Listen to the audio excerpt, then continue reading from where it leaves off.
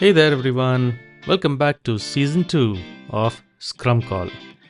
In this season, we are diving deeper into the real world of Agile through engaging interviews, thought provoking articles, and insightful discussions. We are bringing you stories from Agile practitioners who have faced challenges, found solutions, and celebrated success. So, whether you're a seasoned pro or just starting out, tune in to learn, grow, and connect with a broader Agile community. You can find Scrum Call on all major podcast platforms and even on YouTube. So, with that, let's get started. I want to bring in one aspect of empiricism over here. Yeah. The way I look at metrics is like you said, right? It's more a question of what do I need to look into rather than seeing the team is not doing a good job. Rather, it could be something else, right? It's a symptom of something. So empiricism, I think, is where we need to keep in mind when we look at metrics. It's an empirical figure. Now, you mentioned about when we look at customer satisfaction. Now, to think about it, how do you put a number to customer satisfaction, right? If you go to a lot of these supermarkets or stores and what have you, you do the billing, they'll have this iPad next to you. They'll say, could you please rate us? And they'll subtly tell you that, could you please give 10 or 9? Yeah. Right? Yeah. So that is like one of the ways to do it. But then what if I'm feeling so satisfied that even 10 is less for me? Yeah. Right. So that's where that empiricism thing sort of comes in. And I think the baseline I want to put is that if the team is not able to deliver, don't blame the team. They're humans. They have their own, things to deal with. Look into what can you do to support the team, the team member, right? There are many things that you called out, okay? And every one of those aspects that you called out are really, really important. One is, the need for a safety net. People should be comfortable to say that I goofed up or I made a mistake. If that safety net is not there, people will show wrong numbers. They will do the work and say we committed and delivered and the numbers are same. But actually, like you said, they'll end up in defects or the quality messed up or the customer, is not going to be satisfied with the product and so on and so forth. Second thing you also brought about is empiricism is, the ability to learn through experience by doing and, making mistakes. And without the safety net, it's not going to happen. Very true. Yeah. Right? That's not going to happen. The third one, I like your example on the feedback, the smileys or the rating saying 1 to 9, just give us a 9 or a 10. Why are those people on the floor doing it? Because they're measured on the number of smileys or they're measured on the number of 10s. Instead, if they had, probably, I'm just thinking loud, if they were given a metric which says that get one opportunity from every customer that we can do better. The more number of great feedback or great opportunity areas that you get, you will be rewarded and recognized for that. Imagine how honestly they're going to seek feedback. Correct. Yeah. It's going to drive our business better, right? But we don't do that. Because the floor people or the team members on the floor don't understand the need for feedback and why that feedback is, how the feedback is going to be used. Focusing on their incentives, their bonus maybe, or their even just secure the job. Oh, correct. You get fired if you get, less than 70% satisfaction rate by your customer. Right. And the other thing is that the attitude towards feedback. Yeah. Oh, someone gave you feedbacks. It would be like, oh my God, you messed up, man. That's the kind of attitude.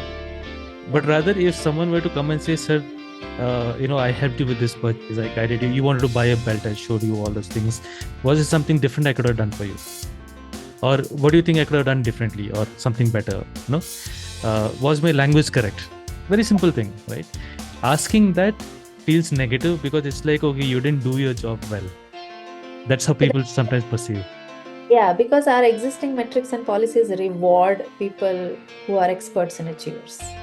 Exactly. And that's where that diagram kind of makes a whole lot of sense. So our culture is heavily filled with experts and achievers because we are rewarding such behaviors. Yeah.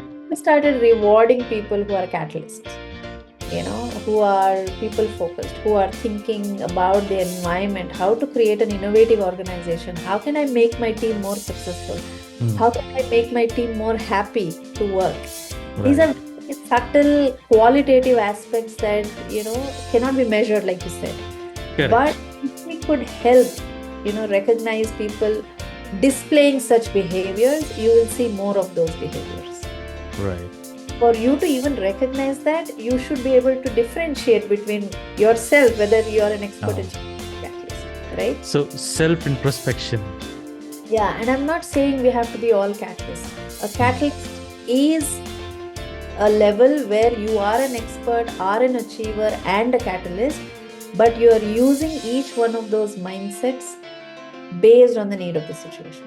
That is situational leadership. Let's say I'm at a catalyst maturity level, and today I have to deliver something to the client, and my most important team member did not come to work because he fell sick. I should be able to just downshift my mindset and say, I should be an expert today because I need to get this done and get it done, right? And if there is another situation where you want your team to do the work, but they need direction, they need guidance, you will become extremely result oriented. You will drive the team towards the result. You will coordinate with multiple stakeholders, make everything happen like an orchestrator, right? Correct. You are displaying an achiever mindset. That's not wrong, because the need of the situation is such that you need to be an achiever, right? So just being a catalyst doesn't mean that you drop being an expert or an achiever. You are all the three in one. But based on the need of the situation, you're going to shift up or down, and then be who you need to be in that situation. At that point of time. Correct. Now, this is a good segue to get into my last question that I have for you. So as a Scrum Master or a Kanban lead, right? We are getting pretty tactical here now. So how can, this level of leadership work closely with the team and the senior leadership to sort of make this Agile transformation a success?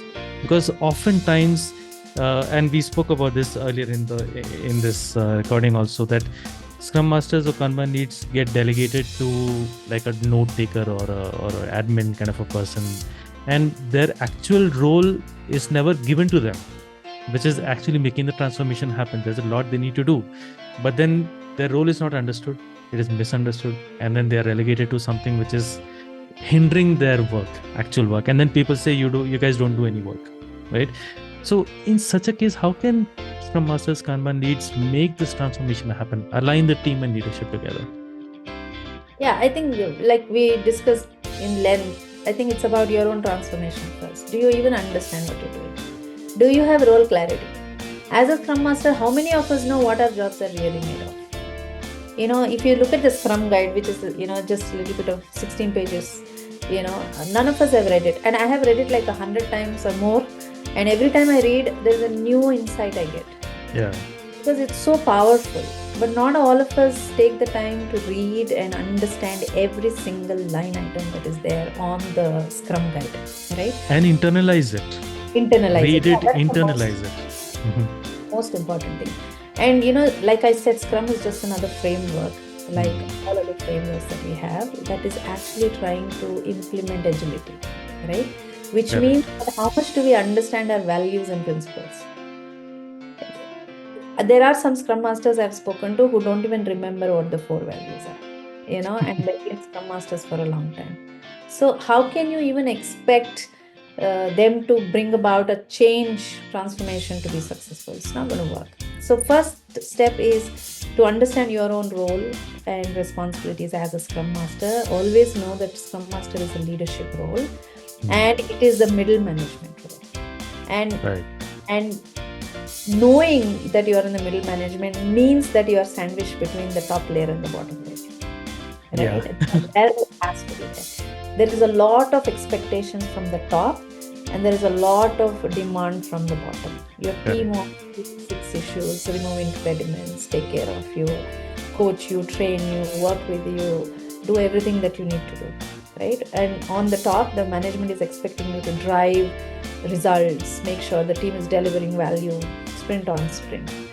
But most often, because the middle management is not as educated in terms of leadership, in terms of understanding how the environment needs to be created for it, these things don't work. right? So your first step, I think, would be to understand your roles and responsibilities. Second step is to educate yourself on what kind of mindset and behavior do I need to be able to do what I can do as a Scrum Master. And exercise leadership. Most Scrum Masters don't think it's a leadership role. Yeah, they sort of, what I've come across, especially among new Scrum Masters, particularly I've seen this trend, is that they're like, I'm part of the team, I'm with the team. Yeah, that's so yeah, it's okay to be part of the team. Another word that I have heard from Scrum Master is Scrum Master role is a servant leadership role. I'm just supposed to be giving them what they want.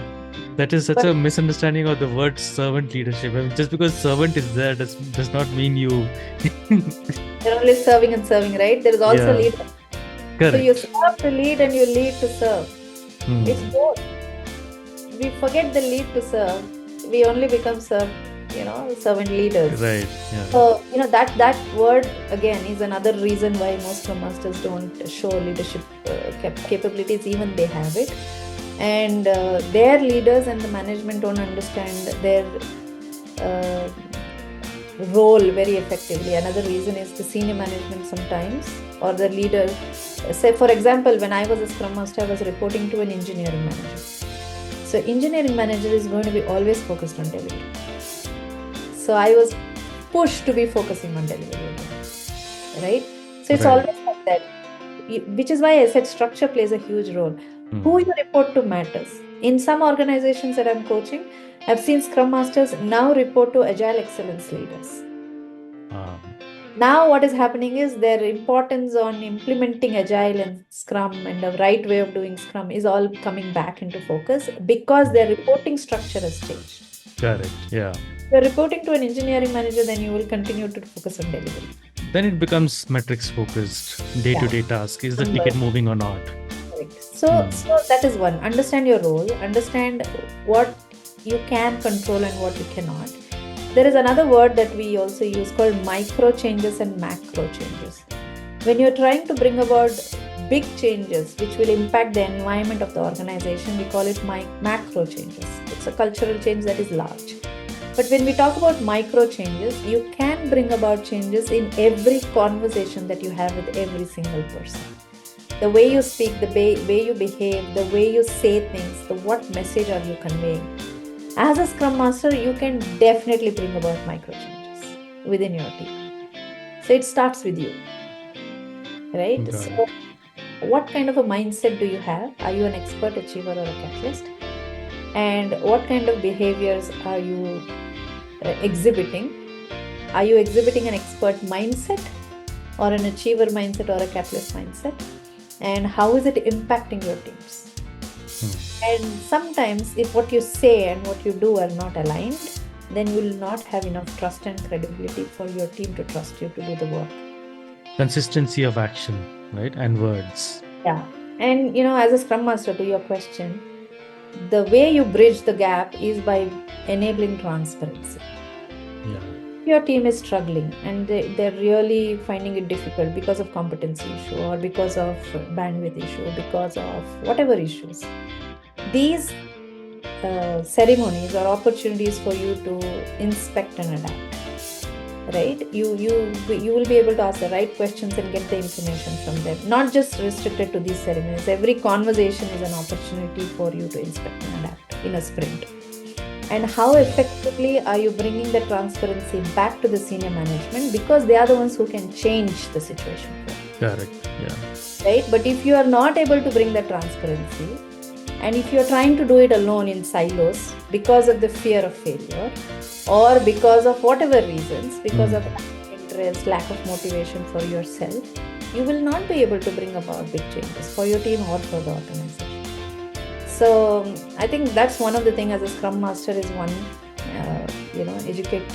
understand your roles and responsibilities. Second, educate yourself to know where you are from a mindset behavior standpoint and learn the ways of work. Understand your Scrum guide, understand Agile values and principles. Don't focus on the processes as much as you have to focus on the values that the agility is driving. Then third is to be able to show that action and thought are aligned. The way you think and the way you act should be aligned. Only then you will build trust and credibility, and people will take you seriously. Otherwise, why would anybody want to trust you? Right. So I'll add one point to this. As a leader, like you said, right, the Scrum Master is a leadership role. As a leader, you also have to be assertive. Yeah. You have to assert yourself. Now, when I say assert yourself, there's a thin line of difference between being aggressive and being assertive. How you assert yourself is what makes a difference, and that is what changes the game. Now, I can't give an example of how to be assertive or something. It is something that you need to sort of practice, but the bottom line of it is being humble while being assertive. And that is what ties in the servant leadership part of the whole thing. You're leading by serving, but at the same time also ensuring that the right thing happens in the right way. That is where you assert, so that people understand that, okay, you can't just jump into the pool going flat. There's a way to do it. and this guy is saying this is how you have to do it. So you build that trust and then go about it. Yeah, right? I'll add another thing to your comment. One of the way to identify whether you're assertive or aggressive is intent. What is your intent? If your intention is to pull someone down, you will end up being aggressive. If your intent is to drive a message or give direction or give vision or pull them up, it could be you're assertive because you're firm. You're humble and firm because you care for the other human being, right? So again, if you go back to that phone, right, expert achiever, most experts and achievers are assertive most often by default. And if it crosses a line, they become aggressive because the focus is too much on me. If you're a catalyst, your focus is on others and their needs. So you will tend to be balancing being assertive and accommodative. Yeah. I'm going to say yes to certain things because I care for the person, but I'm also going to be firm in saying this thing has to happen. It's a balance. If you're not able to balance, then is when you go into extremes. Right. You either become so accommodative that you're submissive and nothing affects you, or you become aggressive in the extreme end where people will see that you're arrogant or that or adamant. Yeah. I'll give an example of this one. Okay. So when we talk about, now let's say you're working with a team that is just starting their journey into agility, and they still have a lot of waterfall or whatever the process they're following. It is still ingrained in their mind, and you're like, okay, we are going to have a retrospective every 2 weeks or 3 weeks, whatever cadence you have, and then people are like, hey, there are too many meetings, man. Like, how do we balance work and meetings and all of these things? So typically a Scrum Master in this case would be like, no, we have to have ceremonies. It is important. We can't miss a retro, right? Now that is one way to go about it, which might make you come across as being very adamant that because it is in the book, you're doing it, right? So people may not see the value in actually doing it. Because he says you have to do it, you have to do it. The other way of going about this could also be coaching people to understand that what does that ceremony achieve, right? What does that retrospective achieve and how does it affect the future work? And sometimes you could even sneak it in, right? Like one of the challenges I had with one of the teams I was working with was they genuinely were short of time because they had other technical meetings which was coming in. So instead of having one dedicated hour or 2 hours for retro, I put it in such a way that whenever the daily stand-up got over, I used the remaining 5-10 minutes just to gather some thoughts from people. And then I had a half an hour retro where all these points which I noted down, and I used to active listening, right? Make notes and say, guys, this is what we have been discussing. These are certain points I have. Let's discuss about it. Let's talk about it. So again, you still had your retro. You still got very good points. You just had to sit and listen and get people cozy up to it.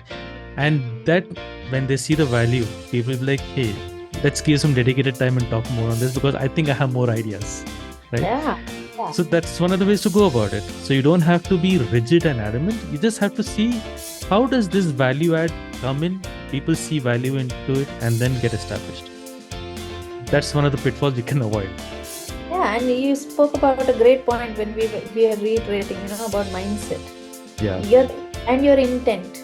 Remember, we spoke about self-awareness and intent. You're aware that you need to get the retro done. You're aware that there is not enough time. You're aware that people are struggling. So your intention is to make it as easy and effective for them and be able to achieve something. So you came up with a creative way of doing it, which shows your growth mindset, right? So which is what we are talking about. Scrum does say that, you have to implement Scrum in its entirety, which means everything has to be followed. But it does not prescribe you how. It just tells you do this as a structure for you to do what you want to do to achieve the 3 pillars of Scrum are inspection, adaptation, and transparency. Right. As long as you are able to achieve these 3 through your ceremonies, through your conversations, then you are moving towards the right way of, implementing Scrum. So I think I should congratulate you for coming up with some creative way to Thank do you. That is where, seeing people as people really is important. And then that changes something in your mind that makes you feel that, okay, if this doesn't work, let me try something else and something else.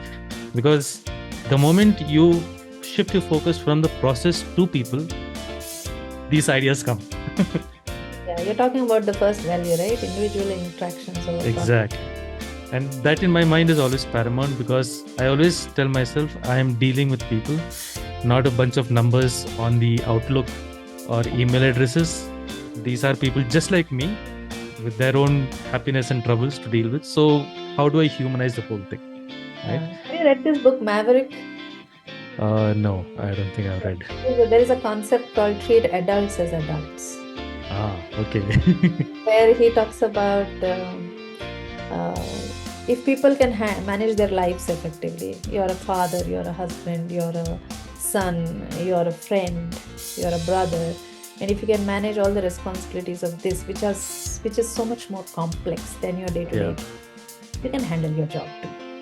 But just trust people and treat them like adults. Exactly. Trust them and treat them, like that. So cool. I think, Rashmi, we had a pretty insightful conversation on some really good topics. And anyone who's anywhere on the Agile journey, it doesn't matter what level or what designation you may have, I'm sure you would have experienced some of these, if not all of these, in one way or the other. But, I would love to hear some feedback from all of you. Feel free to write in. And if there are suggestions for topics that you would like me to cover, by all means, let me know. It's an ocean, so there is a lot to talk about. So Rashmi, thank you so much for your time. It was really good and interesting talking with you and hearing from you what your take on all these things are. And good to know we are aligned. Yeah, thank you so much for having me. Also, you can just go to my website, rashmifernandes.com. I offer a lot of coaching services and education on leadership agility with respect to mindsets and behavior. If you find them interesting, please write me a note and I will get back to you and maybe we can have a call. Perfect. I'll add Rashmi's website to the show notes as well. And you can connect with her and reach out with any questions. So with that, folks, I think we have had a very good conversation. There are no impediments so far in this Scrum call. And I wish you all well. Thank you and bye-bye. Thank you and happy holidays. Alrighty, guys, that's all we had for today. And I thank you for joining us for yet another episode. We hope you learned something valuable and it ignited your passion for Agile. We truly appreciate your time, and if you enjoyed this episode, please consider the opportunity to join this fledgling community by becoming a subscriber and helping to spread the knowledge by liking and sharing this episode among your circles and even your Agile teams. Finally, to make it worth your time with us, I want you to know that your interaction is what keeps Scrum Call relevant and exciting. Leave us a comment or drop an email at scrumcall.feb17@gmail.com. That is scrumcall.f for father, E for egg, B for baby, and the number is 17. scrumcall.feb17@gmail.com. Share your thoughts, your suggestions, or simply tell us what is it that you would like us to cover in future episodes. Until next time, remember, Agile is common sense in practice.